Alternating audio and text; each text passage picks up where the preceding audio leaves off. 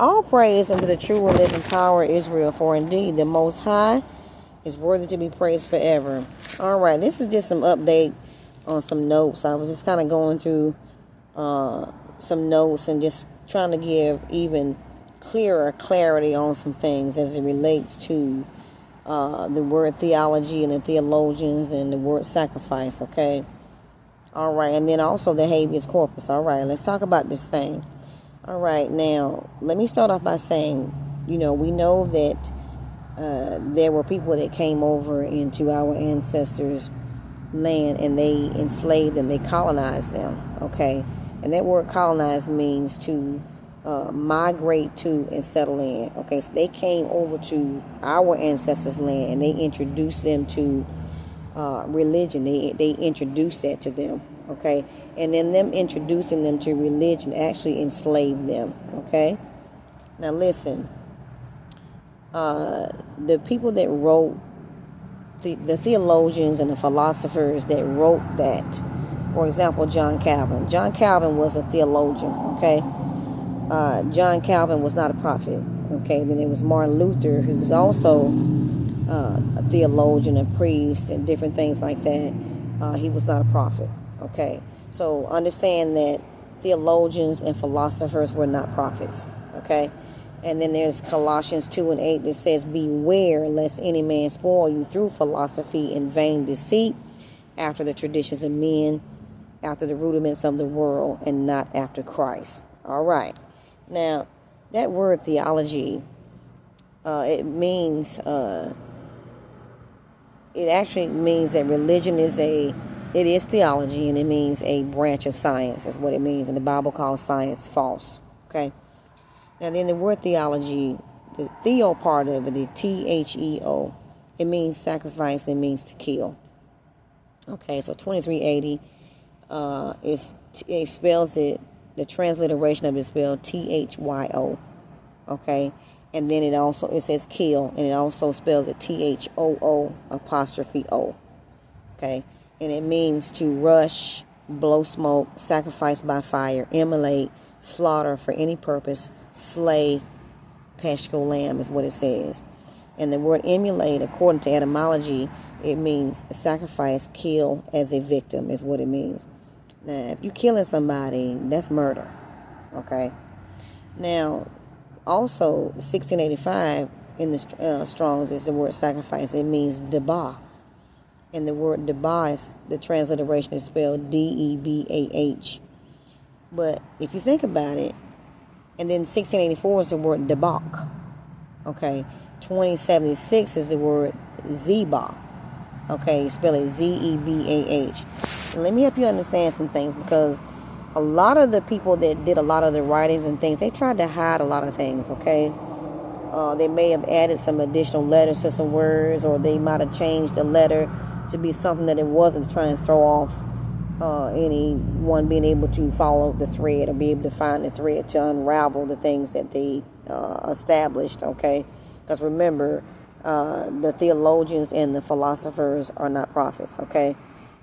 So then, for example, the word sacrifice 1685 is the word debah, and it's spelled D-E-B-A-H.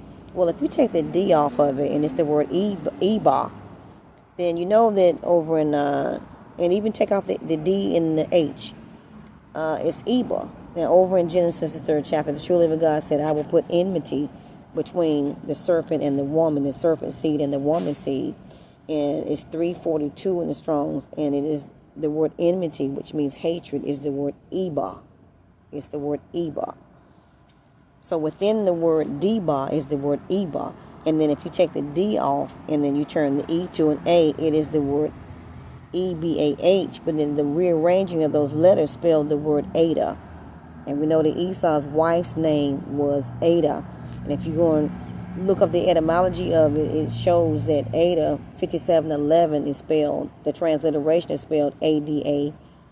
And then 5712, the transliteration is spelled E-D-A. They changed the instead of it being Eba, they changed it to a D, which made it Ada. Nevertheless, they played They play with certain letters. Okay, so it's Ada. If you go and look up the word pros-Eda, the word pros-Eda, see the word Eda, and they spelled it E-D-D-A. And if you take one of the D's away, it still spells the word Eda, okay, which is Eba. They just changed a B to a D, okay. And it means, pros-Eda means a writing style that lacks imagination, and it has no poetic beauty, which means it has no anointing on it, okay. So it's sacrifice is what it basically means. All right, and then the word debauch. Let's deal with that, because the word sacrifice also means debauch. If you go look up the etymology of the word debauch, it means to entice, seduce, lead astray. Okay, debauchery. Okay, it says from allegiance and family. Other synonyms for the word debauch are corrupt, debase, deprave, pervert, poison, humiliate, weaken, destroy, prostitute, ruin, dilute. Those are synonyms of the word debauch. Okay? Now, with that being the case, also with the word sacrifice, 2076 spells it, the transliteration Z-E-B-A-H, but the Z and the S are interchangeable letters, so then it becomes an S-E-B-A-H. If you read that word from left to right, is the word Zeba, but when the word is pronounced from right to left, is Hades, as in habeas. Okay? Habeas, as in habeas. All right? Now, the habeas corpus is a writ or constitution. Okay? You're going to look up I'm going to read it to you. It says, a writ of habeas corpus generally is a judicial order forcing law enforcement authorities to produce a prisoner they are holding and to justify the prisoner's continual confinement. Now, there is someone, he was a jurist, and his name was William Blackstone. He was an English jurist. He said, he was from back in like the 1700s or something like that. He sat on the bench. He said that the writ, or the great writ, is a great and efficacious and illegal confinement. You understand? So what they have told us it means, it don't mean. They took the real true meaning away from that, and they gave it a meaning that they wanted it to be understood. So there was a plot twist. So then again, I'm going to read where it says habeas corpus. It is constitution, a writ. And it says you shall have the body, it means in court.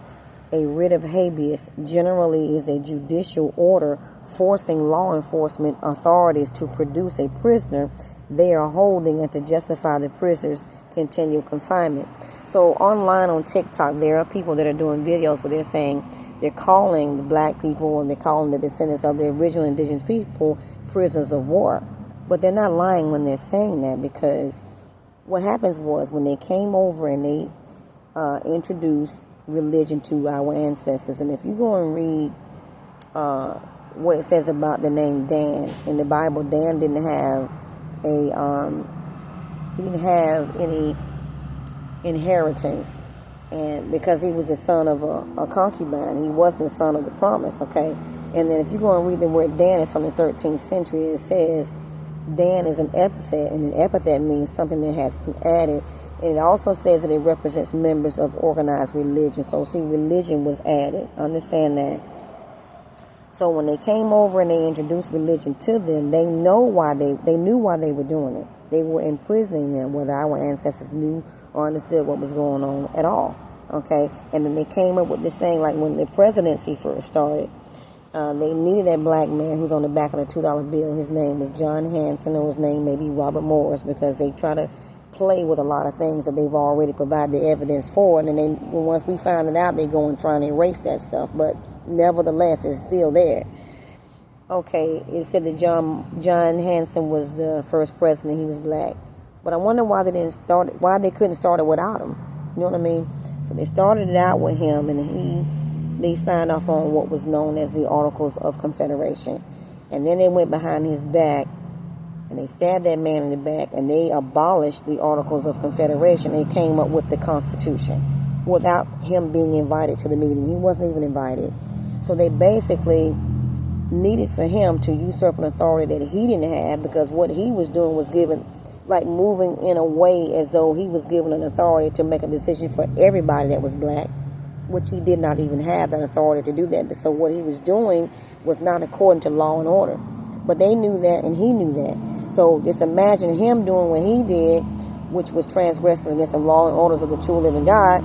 So then there they went behind his, which gave them a reason to justify going behind his back to do to him what he had did to the indigenous people. They knew he was wrong. He knew he was wrong. They knew he was wrong. So they tried to use that to justify them stabbing him in the back. Okay, and that's been like 238 years ago when that thing with the presidency even started. You know what I'm saying? So it was actually built on a faulty foundation. Okay. Now, let me tell you that the true living God said that he was going to be separating the wheat from the tares. And that word tares is 22:15, and it means a false grain. It's exactly what it means. So he's separating, he's allowing his word to go forth to where there's a distinguishing, things are being distinguished to either show that it's either the truth or it's a lie. He's allowing the word to be spoken and explained and taught in a way clearly, not able to be argued with it at all, to where we can know, we can reveal truth and expose the lies. You know what I'm saying? So I'm on here to try and give you even more clear information to help to show where a lot of the crimes against us as a people have been done. Okay? I love you enough to tell you the truth, and until next time, be blessed.